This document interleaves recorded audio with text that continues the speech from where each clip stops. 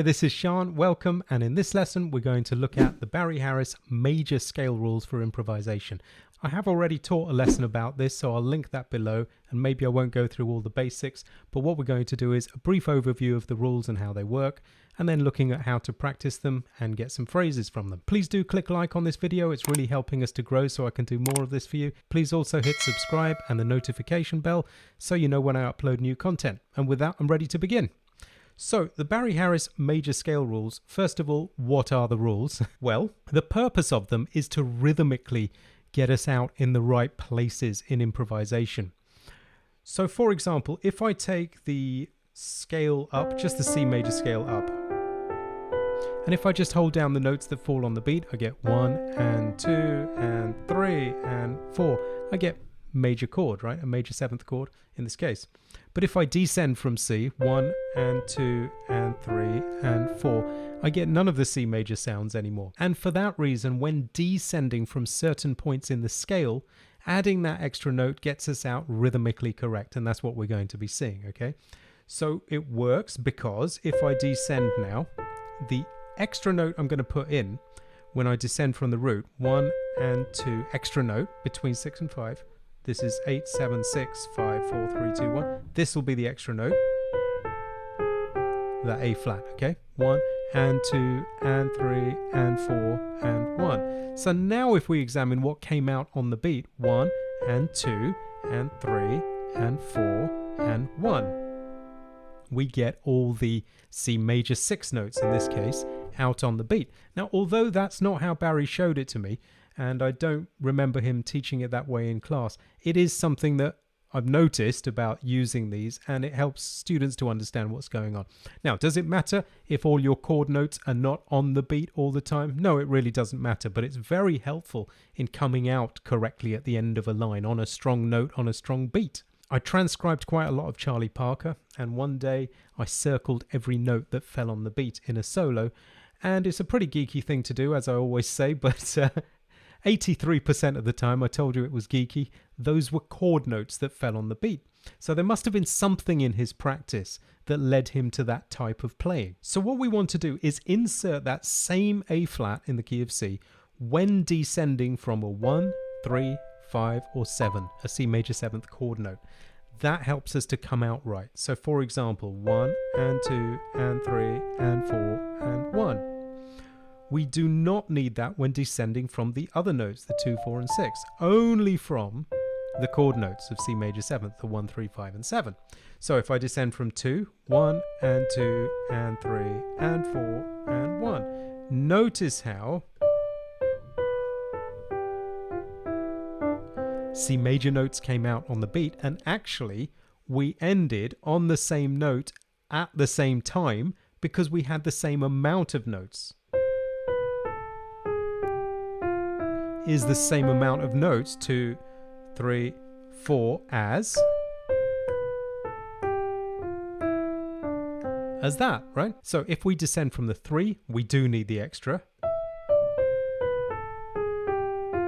If we descend from 4, we don't. Etc., right? From 5 we will.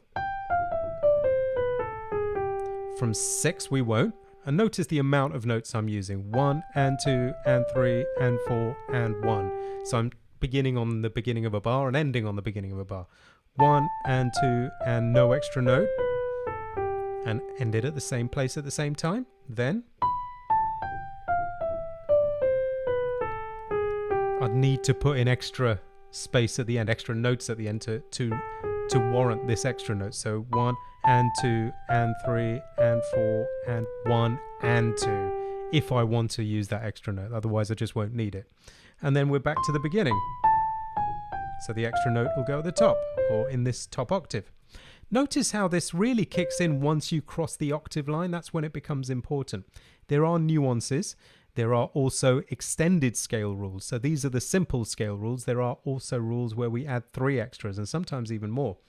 Or we can add 2 extras when we're descending from some places. So there are other ways to do it, but this is going to be the simple rules and their application. Otherwise, it's always just adding more and more and more complexity.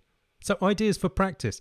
Take simple things like a scale phrase up, and then can you descend it with the scale rules? For example, if I just go 1, 2, 3 up the scale, be able to do that on the whole scale. So for example, simple.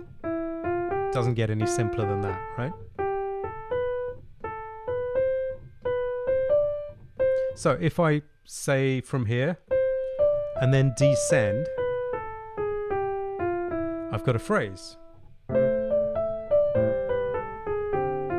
That's over a 1, 6, 2, 5 progression.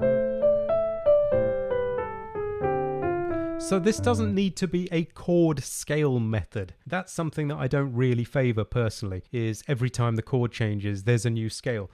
When you learn more about function in music, then you can play the C major scale over all kinds of different chords that come from the C major scale, right? So that's why I'm not worried too much about, oh, okay, I went to A minor, so I've got to change. It's not really like that. Okay, then let's say, where did I take the rule from? Well, I guess I said 1 and 2. We've got a chord note on a strong beat, so that's where we'll take the rule from. Same here, if we go, then we'll take the rule from here, so there's no extra note. 1 and 2 and 3 and 4 and 1 and 2. So now we've got two phrases that are basically the same, but they both figure out. Then that kind of thing. So scale pattern then rule. Let's have another scale pattern. Here's a scale pattern I like. I go 1, 2, 4, 3. 1, 2, 4, 3 in the major scale. And I'll do that through the whole scale.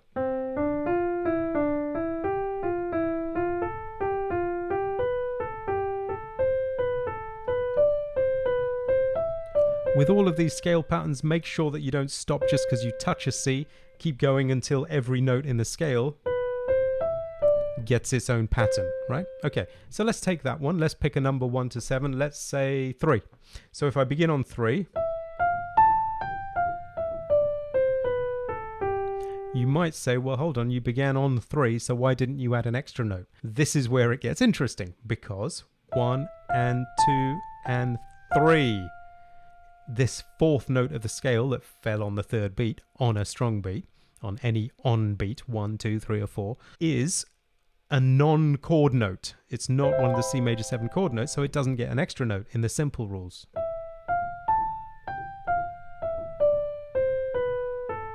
Like that, right? That could be over all kinds of progressions. So for example, I think I could hear that over a 2-5, D minor 7 to G7. That's okay.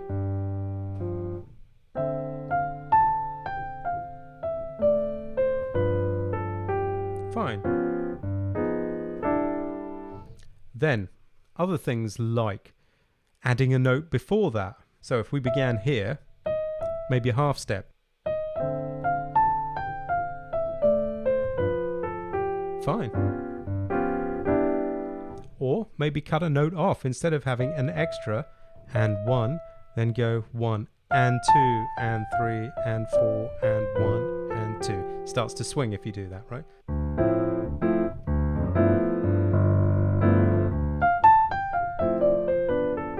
Fine.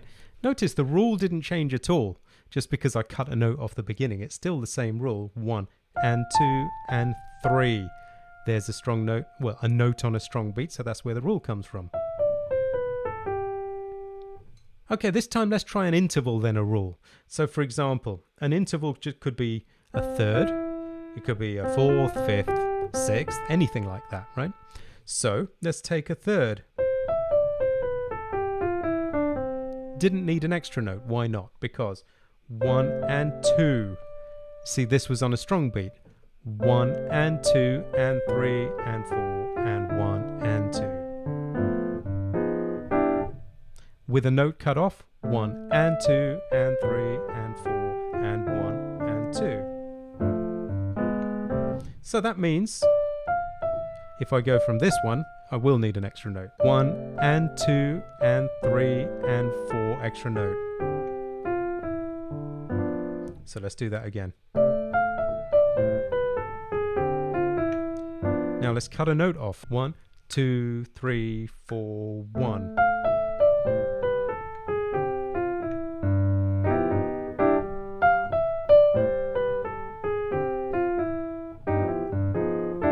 Okay, so the rules start to live in you, and you start to hear what to do, and they lead you rather than you forcing them after a while. I also like to do stuff like this. So I'll take chords through the scale. Barry would often in class say, take a chord up from C or from D, or go up a chord, he would say. So he'd mean stuff like this. In C major, taking each one, right? And then we'd do things like a half step beneath the first note. This kind of thing. Now I hear that at the moment as beginning 1, 2, 3 and 4 triplet, 1, 2, 3 and 4 triplet, 1, 2, 3. Like that, okay? So if I took this one,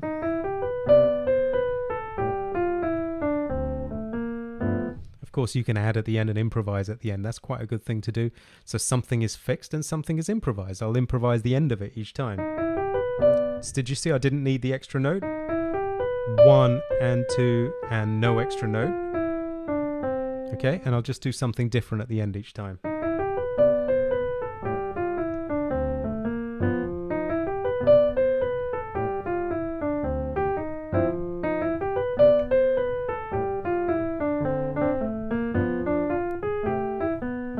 Okay, so if I start from this one, I will need the extra note. So even though it's D minor 7, G7, 2, 5 to C, 2, 5, 1, this C major scale works. Often people use the G7 scale, which although has the same notes, as I've explored in other lessons, gives us different tensions and releases, gives us different on beats, notes that fall on the beat. You can just think C major over a 2, 5, 1. And putting in that extra note got us out on time where we want to be, on something like this for a C major, right?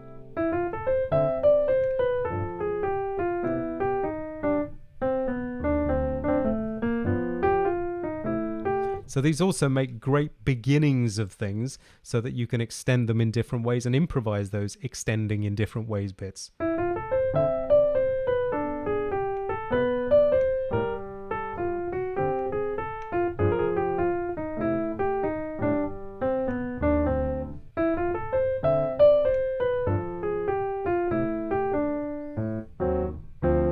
Kind of thing. Okay, so I hope you got something out of that. That's the simple rules for major, which you can apply on all chords in the C major scale. If you did enjoy that, then consider joining me as a member on Jazz Skills, where we have lots of webinars on things like the Barry Harris scale rules, chord movements, improvisation, voicings, learning tunes, a beginner's course for developing fluency, all kinds of stuff and personal help from me. Thanks a lot for watching. See you on the next one. Bye for now.